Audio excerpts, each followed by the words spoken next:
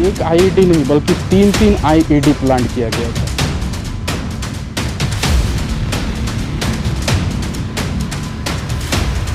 और तीसरा आईईडी उन्होंने यहाँ पे प्लांट किया गया था। यहाँ भी कुछ प्लास्टिक डब्बों के टुकड़े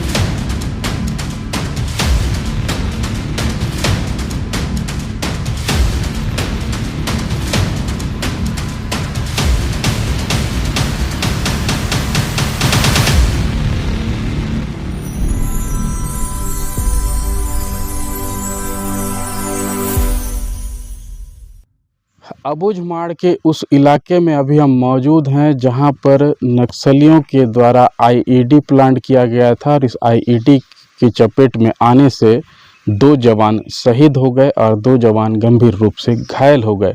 हालांकि बीते 7-8 महीनों से लगातार जवानों के द्वारा इन पूरे इलाकों में सर्च ऑपरेशन चलाया जा रहा था और उन सर्च ऑपरेशनों में जो है लगातार जवानों को कामयाबी भी मिल रही थी। नमस्कार, मैं रोशन ठाकुर हूं और आप जोहार बस्तर देख रहे हैं।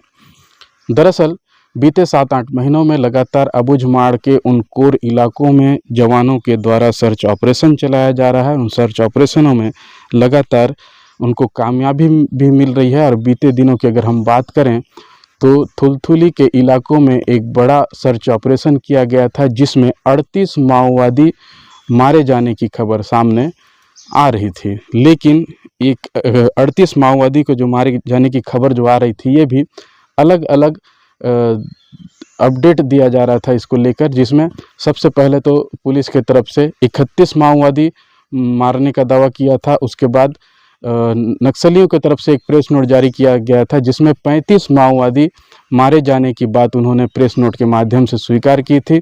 और उसके कुछ दिनों के बाद फिर से एक प्रेस नोट जारी किया गया था पुलिस की तरफ से जिसमें 38 माओवादी मारे जाने की बात कही जा रही थी। और इन 38 माओवादियों के ऊपर लगभग 2,62,00,000 रुपए का इनाम भी घोषित था। सबसे बड़ी बात यह है कि जो अभी 38 माओवादी मारे गए थे उसमें माड़ डिवीजन की सबसे सक्रिय महिला माओवादी नीति उर्फ उर्मिला को इस मुठभेड़ में मारा गया था। उसी के तहत जो है लगातार माड़ में जो है माड़ बचाव के तहत ऑपरेशन चलाया जा रहा है। और उसी सर्च ऑपरेशन के तहत जो है कल एक टीम मोहंदी कैंप से निकली हुई थी। धूरबेड़ा के जंगलों में नक्सलियों की मौजूदगी की सूचना जवानों को मिली थी और उसी के आधार पे वो इस पूरे इलाके में निकले हुए थे और धूरबेड़ा के जंगलों में जो है उन्होंने पूरा सर्च ऑपरेशन चलाया था। और सर्च ऑपरेशन चलाने के बाद जो है वो इसी रास्ते से वापस जा रहे थे। और ये आप जगह देखेंगे कि यहाँ पे किस प्रकार से नक्सलियों ने आईईडी प्लांट किया था। ये एक प्लास्टिक का डब्बा है। यहाँ पे जब जवान आगे बढ़े होंगे उसके बाद जो है नक्सली यहीं पे आईईडी प्लांट करके जो है इसे अच्छी तरीके से घास फूस से और कुछ पत्थर वत्थर से दबा दिए होंगे। और जबकि मैं आपको बताना चाहूँगा कि यहाँ पे एक आईईडी नहीं बल्कि 3 आईईडी प्लांट किया गया था। एक तो मैंने आपको वो दिखाया, दूसरा ये आप देख सकते हैं कि पास में ही उन्होंने 3 आईईडी प्लांट किए थे और तीसरा आईईडी उन्होंने यहाँ पे प्लांट किया गया था। यहाँ भी कुछ प्लास्टिक डब्बों के टुकड़े हैं जिनमें पूरा विस्फोटक सामान वो रखते हैं और उसको जो है यहाँ पे दबा दिया गया होगा और उसे जो है पत्ते और किसी घास फूस से ढक दिया गया होगा जो जवानों को दिखाई नहीं दिया और वो जो है उसकी चपेट में आए। और चपेट में आने के बाद जो है 4 जवान घायल बताया जा रहा था। लेकिन शाम होते तक जो है जब पूरी खबर पुलिस की तरफ से साझा की गई तो उसमें ये पुष्टि किया गया कि 2 जवान जो आईटीबीपी के थे वो शहीद हो गए और 2 जवान गंभीर रूप से घायल हो गए। हालांकि बीते 2-3 महीनों पहले देश के गृह मंत्री छत्तीसगढ़ दौरे पर थे और उन्होंने एक नक्सलियों के लिए डेडलाइन कही थी और वो डेडलाइन है 31 मार्च 2026। 31 मार्च 2026 डेडलाइन तय होने के बाद से ही लगातार अबूझमाड़ के उन कोर इलाकों में लगातार सर्च ऑपरेशन चलाए जा रहे हैं। लगातार नक्सलियों को मार गिराने में जवानों को सफलता भी मिल रही है। पिछले बार की अगर अपन बात करें तो कांकेर और नारायणपुर के सीमावर्ती में एक मुठभेड़ हुआ था आपटोला के जंगलों में जहां पे 29 माओवादी मारे गए थे।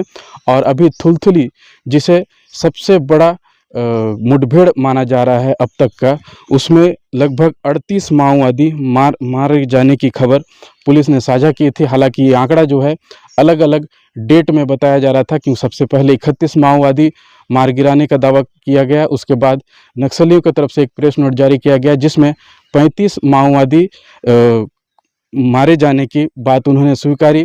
और उसके बाद 2 दिन पहले ही पुलिस की तरफ से एक और प्रेस नोट जारी किया गया था जिसमें 38 माओवादी मारे जाने की बात उस प्रेस नोट के जरिए बताई गई। और उन 38 माओवादियों के ऊपर जो है 2,62,00,000 रुपए का इनाम भी घोषित था। और सबसे बड़ी बात यह है कि अभी जो 38 माओवादी मारे गए उसमें सबसे मार डिवीजन के सबसे सक्रिय माओवादी जिसकी तूती इस इलाके में माड़ में जो है मानी जाती थी, जिसकी बहुत ही ज़्यादा दहशत इस पूरे इलाके में माना जाता था, वो माओवादी नीति उर्फ रुमिला जिसका नाम बताया जा रहा है, जिसके ऊपर 25 लाख रुपए का इनाम भी घोषित था शासन की ओर से, वो उस थुलथुली वाली मुठभेड़ में जो है मारी गई थी। और अभी जो है लगातार नक्सली जो है अपने दहशत को कायम रखने के लिए लगातार बैनर पोस्टर के माध्यम से और लगातार ऐसे घटनाओं के माध्यम से अपने मौजूदगी को बरकरार रखने के लिए जो है इस प्रकार की घटनाओं को अंजाम देते जा रहे हैं। और कहीं ना कहीं इस घटना से अंदाज़ा लगाया जा सकता है कि अभी भी माड़ क्षेत्र में जो है नक्सलियों की संख्या लगातार बनी हुई है और वो लगातार कहीं ना कहीं रणनीति तैयार कर रहे होंगे जवानों को नुकसान पहुंचाने के लिए।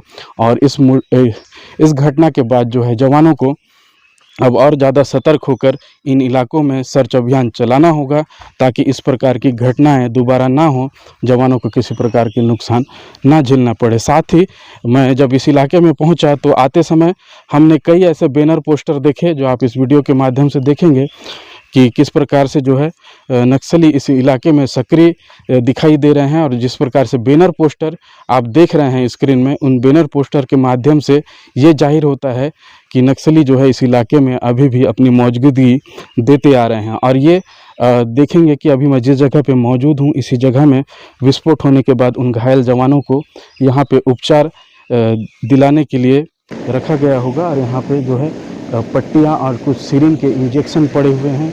इस तरफ भी अगर देखें तो कुछ दवाइयाँ के डिब्बे हैं, उन डिब्बों में कुछ दवाइयाँ होंगी जिससे जवानों का यहाँ पे इलाज किया गया होगा। और यहाँ से जो है बहुत ही बीहड़ रास्ता है, जंगल काफ़ी घना है, तो जवानों को जो है घायल जवानों को ले जाने में काफ़ी दिक्कतों का सामना भी करना पड़ा होगा। और साथ ही जिस प्रकार से हमने देखा कि जो कल हेलीकॉप्टर आया था, उस हेलीकॉप्टर को उतारने के लिए भी काफ़ी मशक्क़त झेलनी पड़ी और अंततः जो है वो हेलीकॉप्टर यहाँ लैंड नहीं कर पाया। और उस हेलीकॉप्टर को जो है मोहंदी के आसपास एक जगह पे लैंड किया गया, जिससे काफ़ी देर बाद जो है उन जवानों को यहाँ से ले जाया गया। लेकिन 2 जवान जो थे आईटीबीपी के, वो रास्ते में ही दम तोड़े ऐसा बताया जा रहा है। और जिस प्रकार से अगर सही समय में शायद उन जवानों को यहाँ से अगर पहुँचाया जाता स्वास्थ्य केंद्र, तो शायद उनका इलाज समय रहते होता और शायद उनकी जान बच भी सकती थी। हालांकि इस पूरे मुठभेड़ के दौरान जो है किस प्रकार से छत्तीसगढ़ के सीएम और छत्तीसगढ़ के गृह मंत्री विजय शर्मा और बस्तर के आईजीपी सुंदरराज पी ने बयान जारी किया, और किस प्रकार से नारायणपुर एसपी ने भी बयान जारी किया है इस पूरे घटनाक्रम को लेकर।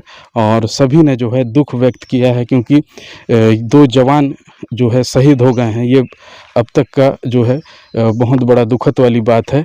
और जिस प्रकार से हम इलाके में जब पहुँचे थे तो लगातार हम देखते आ रहे थे कि यहाँ तक पहुँचने के लिए हमें तकरीबन पैदल आना पड़ा, और जवान भी है कब से जो है इस इलाके में पैदल ही सफ़र करते हैं और किस प्रकार से उनको कई परेशानियों का सामना करना पड़ता होगा।